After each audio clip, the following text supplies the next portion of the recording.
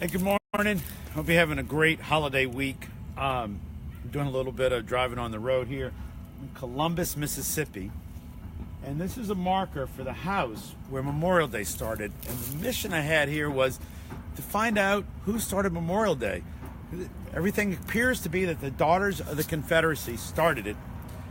And what they did was pretty dramatic. If you read here at this very room, 4 ladies got together in 1866. The first annual placing of flowers on the graves of blue and gray. So this is the first place where people put flowers on the graves of both Northern and Southern soldiers at the same time, a means of reconciliation. The idea originated at the house of the 12 Gables, home of Miss Matt Morton. That's his home right behind me, and I'm gonna walk over there so you can see it, but I want you to see this marker that's here. It was put up in 1957. So the interesting story is, and let's walk a little bit so you can see. Think about it. Memorial Day right now is such a big thing in America. It's expanded from just this meeting at this house to obviously what we do at Arlington, what we do around the world. You can see the home here, 12 Gables, was built in 1838.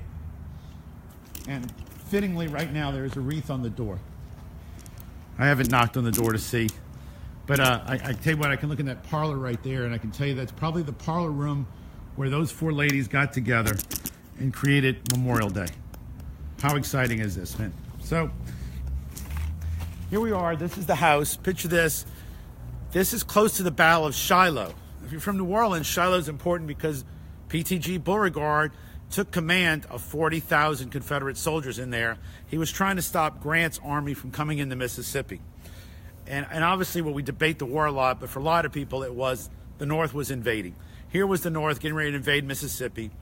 Beauregard leads 40,000 men to stop Grant from coming into Mississippi. We're close to Shiloh, Tennessee. There was a hospital here in Columbus. So a lot of people that were wounded came here for treatment, and hence you have Union soldiers buried here and Confederate. There were 32 Union.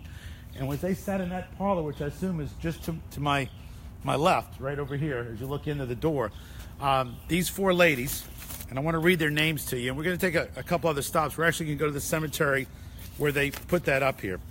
And there's a great poem that we'll read later called The Blue and the Gray, because this got picked up by the Atlantic, and poets in New England decided to write about what these ladies were doing. So these women actually decided to do something that honored both Confederate and Union soldiers, and then it became nationwide.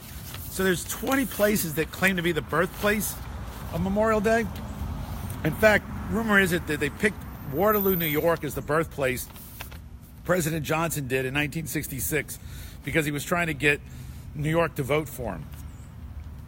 Obviously, we know a lot of things are done for political reasons here right now. And that seemingly makes sense, because why Waterloo, New York?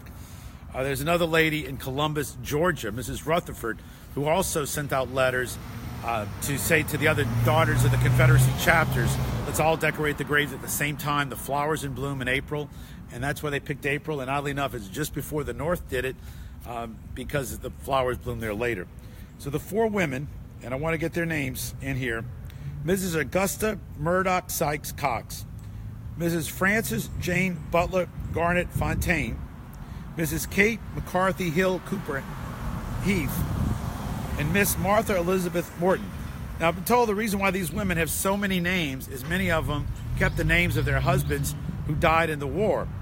So hence you might see like Mrs. Augusta Murdoch Sykes Cox, Mrs. Frances James Butler Garrett Fontaine, Mrs. Kate McCarthy Hill Hooper Heath, and Miss Martha Elizabeth Matt Morton. This is Mrs. Morton's house.